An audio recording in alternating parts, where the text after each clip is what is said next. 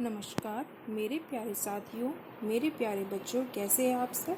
चलिए शुरू करते हैं वाक्य विचार से कि वाक्य कैसे बनते हैं, वाक्य का अर्थ क्या होता है, ये कितने प्रकार के होते हैं, इनका जो वर्गीकरण किया गया है वो किस आधार पर किया गया है।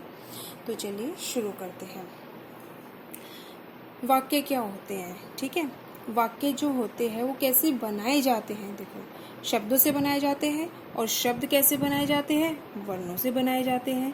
तो इस आधार पे हम कह सकते हैं कि जब हम वर्णों को जोड़ते हैं तो शब्द बनाते हैं, और जब हम शब्दों को जोड़ते हैं तो हम वाक्य की रचना करते हैं। तो शब्दों को जोड़कर वाक्य बनाए जाते हैं।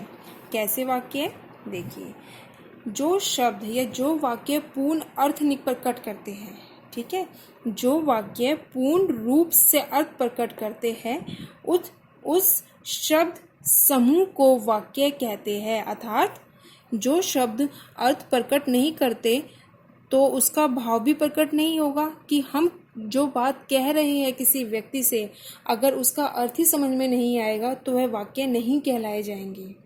अर्थात हम कह सकते हैं कि दो या दो से अधिक पदों के सार्थक समूह को जिसका अर्थ निकलता हो वाक्य कहलाए जाते हैं। अर्थात श्रोता को वक्ता के अभिप्राय का बोध अवश्य ही होना चाहिए। आप इसकी परिभाषा लिख सकते हैं स्टॉप करके। मैं बता देती हूँ कि दो या दो से अधिक पदों के सार्थक समूह को जिसका अर्थ निकलता हो वाक्य कहलाए जाते हैं।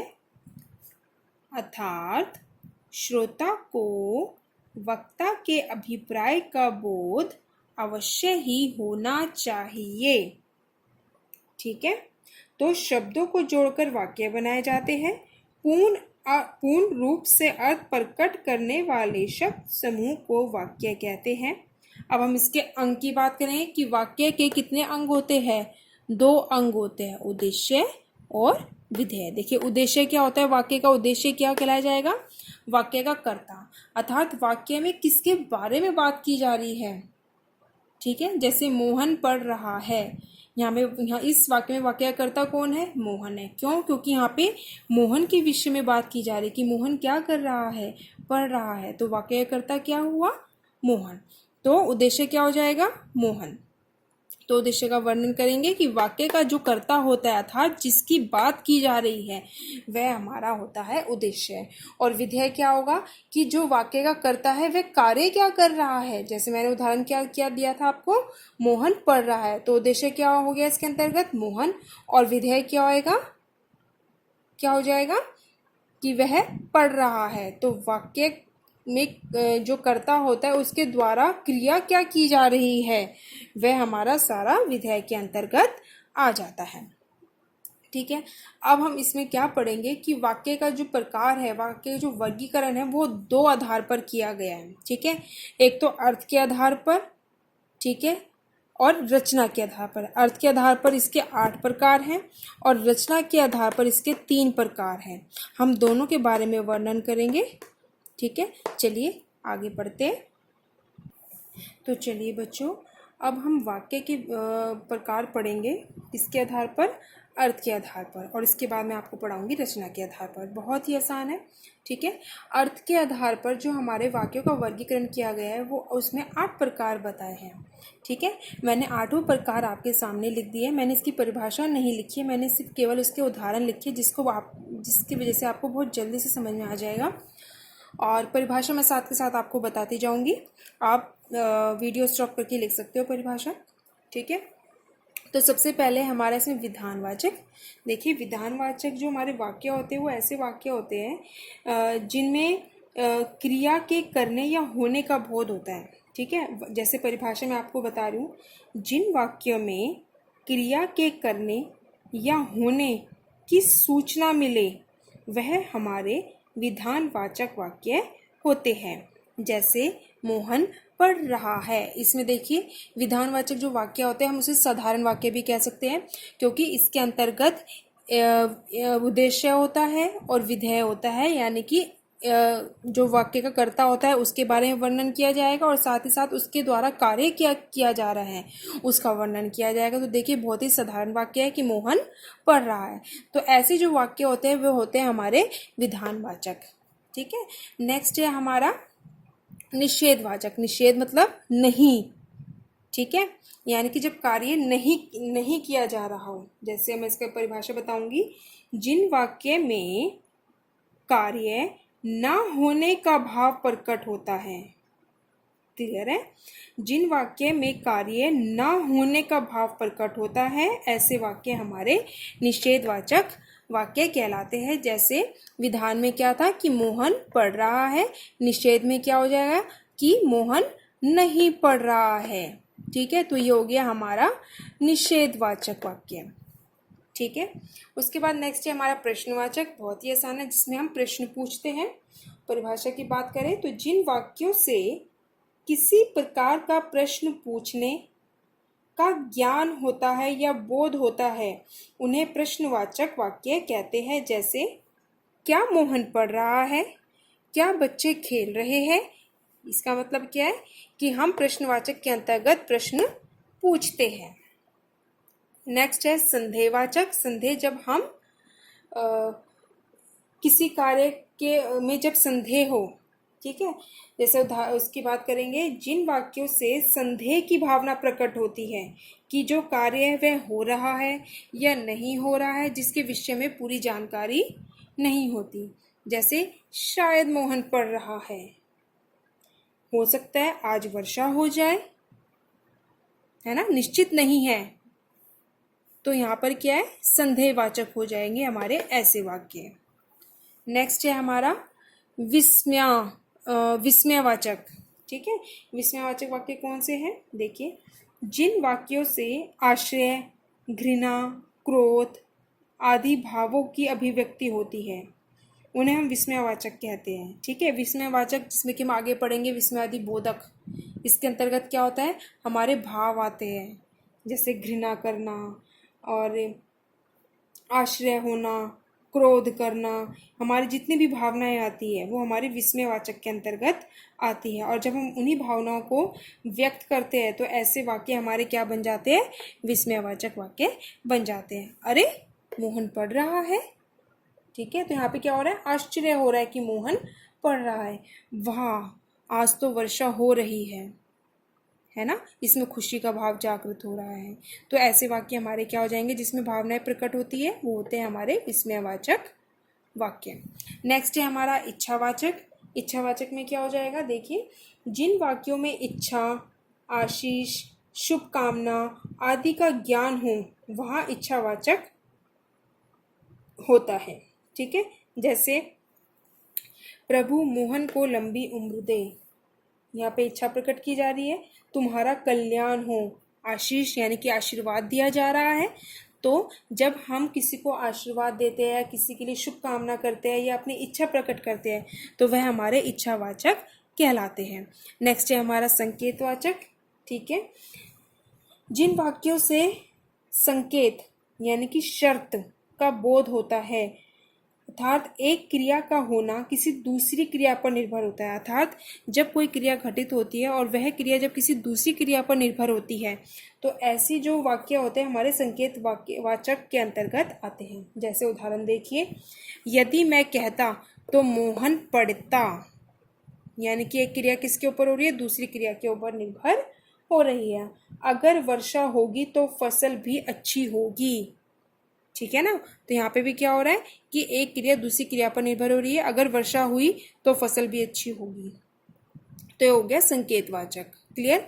नेक्स्ट है हमारा आज्ञावाचक। आज्ञावाचक में क्या होगा, देखिए, जिन वाक्यों से आज्ञा, प्रार्थना, उपदेश आदि का ज्ञान होता है उन्हें आज्ञावाचक कहते हैं। जैसे मोहन पढ़ो, इसमें मैं आज्ञा दे रही हूँ, मोहन पढ़ो, बड़ों का सम्मान करो। ये उपदेश हो गया कि क्या उपदेश दिया जा रहा है कि बड़ों का सम्मान करना चाहिए।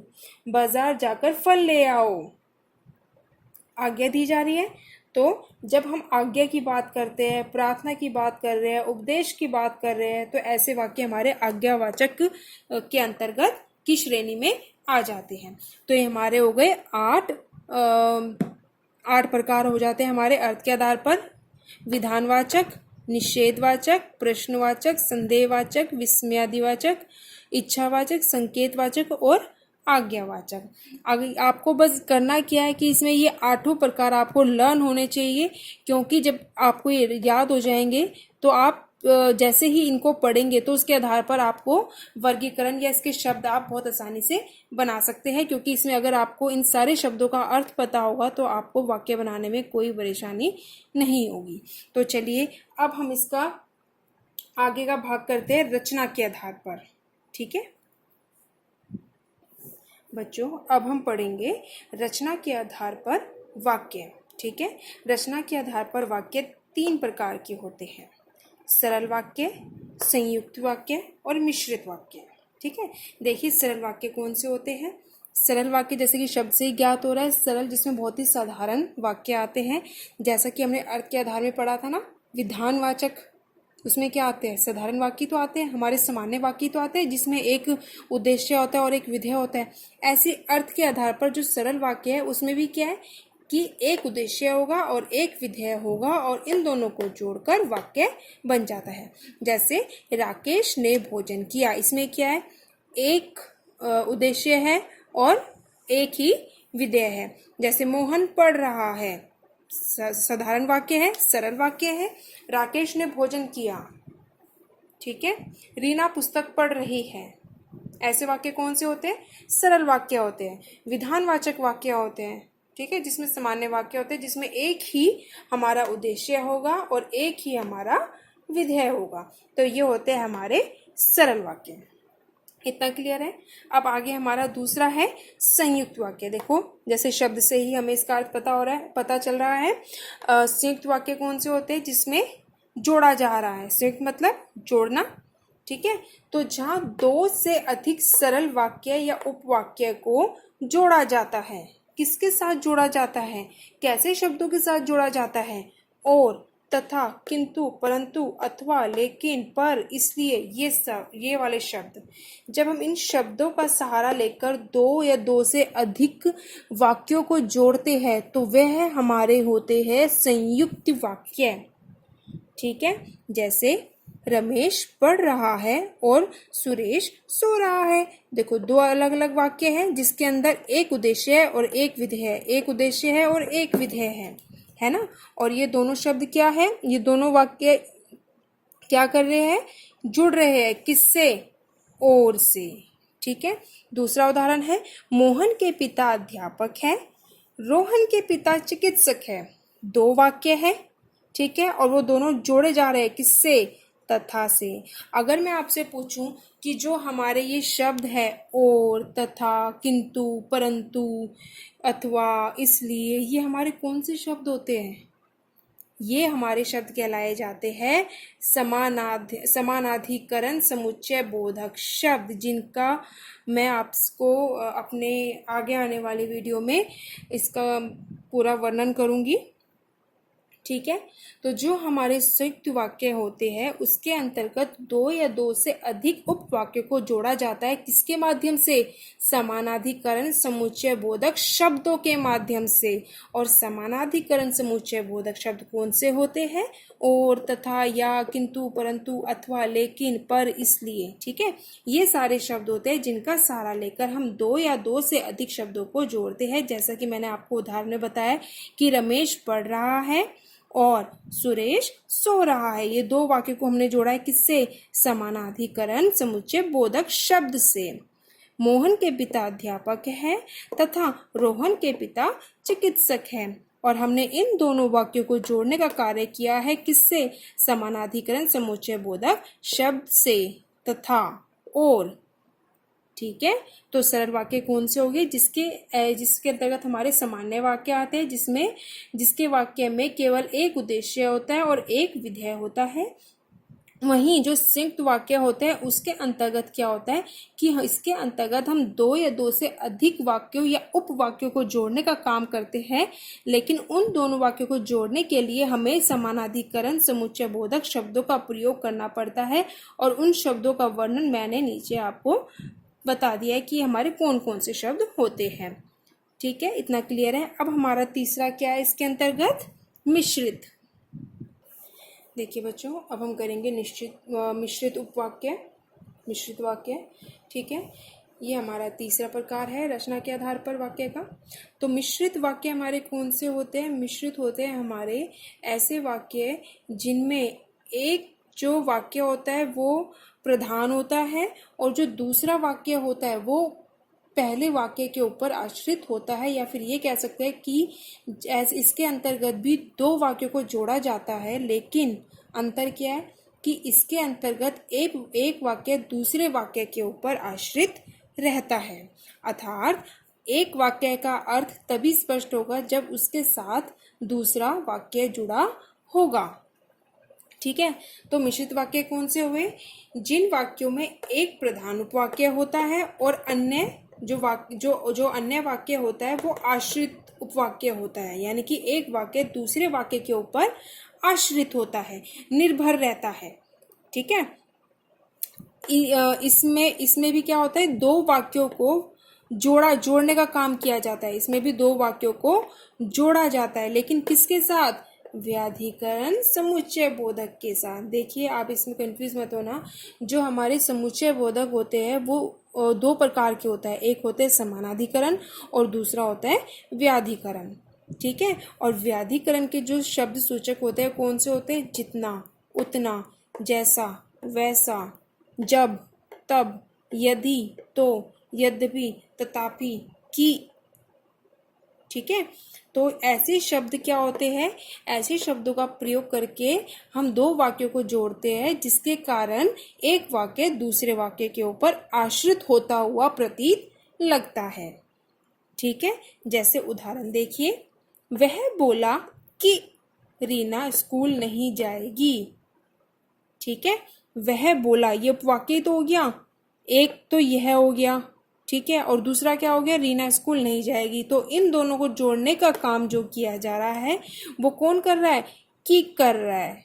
ठीक है, ये दो हो गए उपवाक्य, और दोनों इसमें जो ये वाला वाक्य है वो इसके ऊपर आश्रित है। वह बोला, क्या बोला? कि रीना स्कूल नहीं जाएगी। तो इसमें एक वाक्य दूसरे वाक्य के ऊपर निर्भर है, जिसको निर्भरता दिखाने के लिए हमने की शब्द का प्रयोग किया है। ठीक है, दूसरा उदाहरण है, जो लड़का कमरे में बैठा है वह मेरा भाई है। ठीक है, तो इसके अंतर्गत दो वाक्यों को जोड़ने का काम किया जा रहा है। लड़का कमरे में बैठा है, मेरा भाई है। ठीक है, और इसमें एक वाक्य दूसरे वाक्य के ऊपर निर्भर है, और उस निर्भरता को दर्शाने के लिए जो और वह का प्रयोग किया गया है कि जो लड़का कमरे में बैठा है वह मेरा भाई है। क्लियर है? अब देखिए, हमने क्या करा था? संयुक्त वाक्य और मिश्रित वाक्य। सरल वाक्य जिसमें हमारे एकदम साधारण वाक्य आएंगे। ठीक है, संयुक्त वाक्य में मैंने आपको क्या बताया था कि दो वाक्यों को जोड़ा जाता है, और मिश्रित वाक्य में भी दो वाक्यों को जोड़ा जा रहा है, लेकिन दोनों में अंतर क्या है? देखिए, संयुक्त वाक्य में समानाधिकरण समुच्चय बोधक का प्रयोग किया जा रहा था, और मिश्रित वाक्य में व्याधिकरण समुच्चय बोधक का प्रयोग किया जा रहा है। मैंने समानाधिकरण के भी शब्द सूचक आपको बताए हैं। ठीक है, जैसे या, किंतु, परंतु, और, तथा, अथवा। ठीक है, उन शब्दों का प्रयोग जब हम करते हैं तो हमारे जो दोनों वाक्य होते हैं उनको जोड़ा जा रहा है, लेकिन जब हम उनको तोड़ते हैं तो भी उनका अपना एक विशेष अलग अलग अर्थ प्रकट होता है। उसमें निर्भरता का प्रयोग नहीं किया जा रहा। किसके अंतर्गत? संयुक्त वाक्य के अंतर्गत। लेकिन वही मिश्रित वाक्य के अंतर्गत यहाँ पे आश्रित की बात की जा रही है, निर्भरता की बात की जा रही है कि इसमें एक वाक्य दूसरे वाक्य के ऊपर निर्भर रहता है, और इस निर्भरता को दिखाने के लिए हमें व्याधिकरण समुच्चय बोधक का प्रयोग करना पड़ता है, जिसमें हमारे ऐसे ऐसे शब्द का प्रयोग किया जाता है। इतना क्लियर है? ये थे हमारे वाक्य। ठीक है, वाक्य का जो मैंने आपको प्रकार बताया है वो दो आधार पे बताए हैं, अर्थ के आधार पर और रचना के आधार पर। अर्थ के आधार पर हमारे 8 प्रकार के होते हैं, और रचना के आधार पर हमारे 3 प्रकार के होते हैं। दोनों ही बहुत इम्पोर्टेंट है, दोनों में से ही प्रश्न पूछ लिए जाते हैं। और मैंने इसके अंतर्गत आपको वाक्य के अंग बताए हैं जो कि उद्देश्य और विधेय हैं। ठीक है, इसमें कोई भी डाउट है तो आप मुझसे पूछ सकते हो कमेंट बॉक्स में जाकर, और इसका अभ्यास करते रहिए और इसके नए नए वाक्य बनाइए। जो मैंने आपको इसके अंतर्गत समानाधिकरण समुच्चय बोधक के शब्द बताए और व्याधिकरण समुच्चय बोधक के जो शब्द बताए, उन शब्दों को प्रयोग कर करके आप नए नए वाक्य बनाइए, तो आपको दोनों में अंतर पता लग जाएगा। वैसे बहुत आसान है, आप जिसका अभ्यास करेंगे तो आपको ये ज़रूर समझ में आएंगे। तो चलिए मिलते हैं हम अपनी नेक्स्ट वीडियो में एक नए विषय के साथ। तब तक के लिए आप इसका अभ्यास करते रहिए।